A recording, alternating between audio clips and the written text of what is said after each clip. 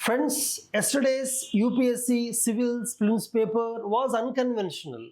The paper was lengthy, tricky. All the qualities tested in paper 2 CSAT were tested in paper 1 GS. Analytical thinking, logical thinking, ability to read very fast, because some of the questions are so lengthy, they are just like English passages in paper 2. So, what is UPSC testing in its examination?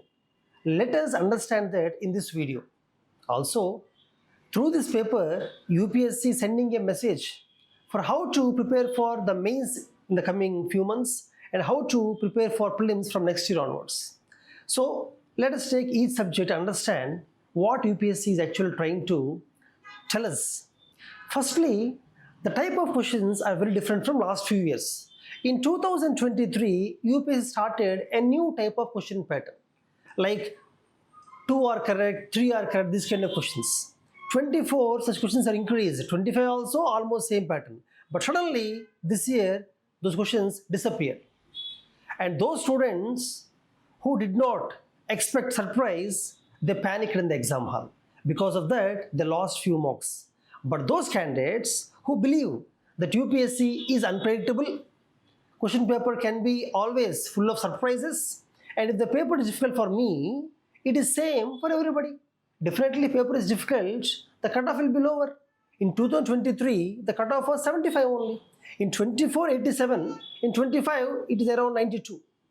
But 23, why it was 75? Because paper was different, type of questions are different. Similarly, this year also, based on the sample set of our students of Sarat Chandra Institute, based on that sample set, I can tell you the cutoff will be far less than 80 this time.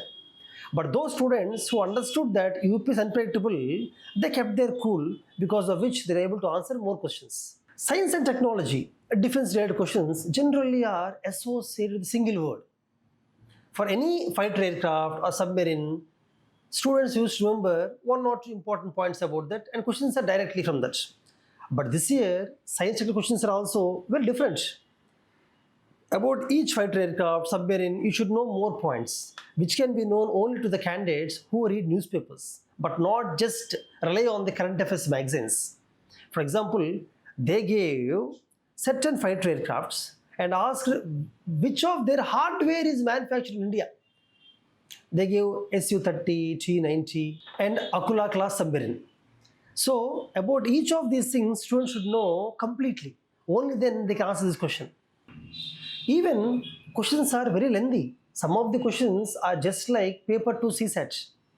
For example, the question on UPI versus digital rupee and the question on blockchain technology, almost half of the page the question was there, options were there.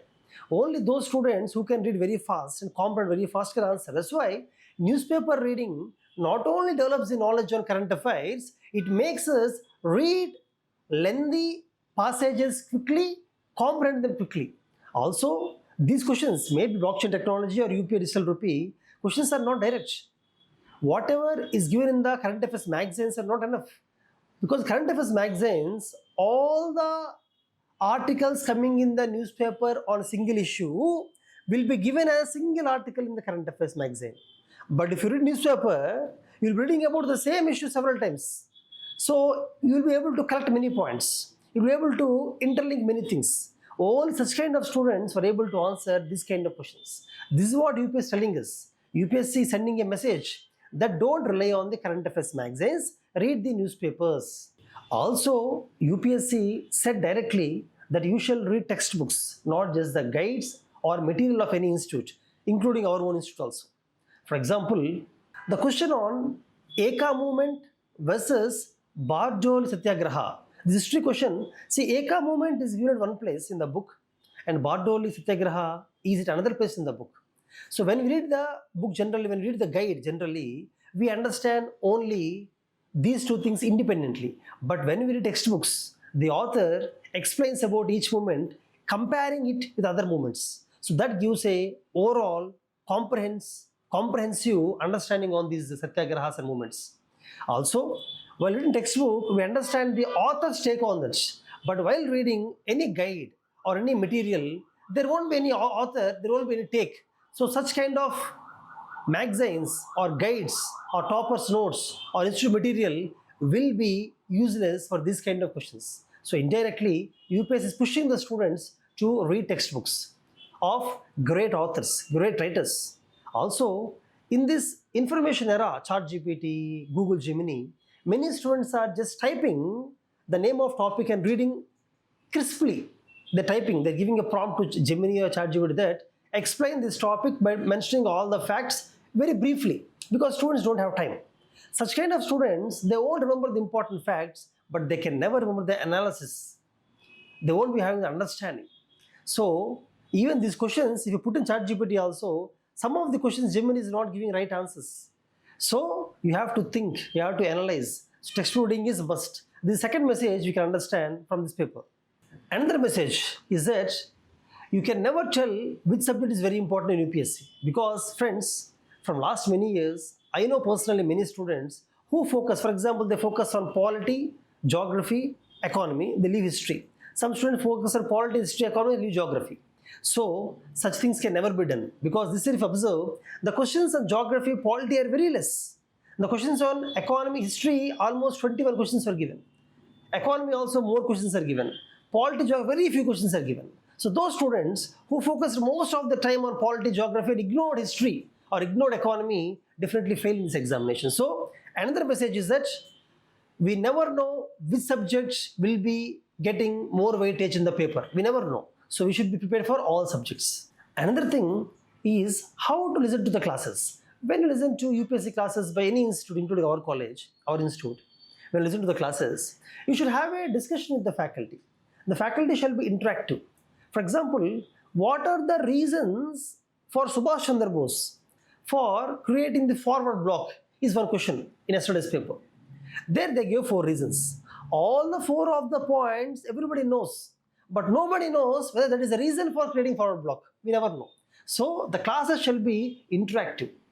Discussion should happen. So UPSC is forcing even the coaching institutes to have a discussion in the classes, not just use a board, pen and keep on telling the points, facts quickly. That's not how it is. Students should actually think. Everything coming textbook or in the classroom, students should think how this is related to something else. For that, thinking time is required.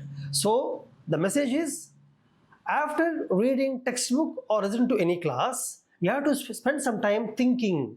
You may discuss with your friends, peer group or faculty members on the topic, which actually force you to think. This is essential for clearing this examination.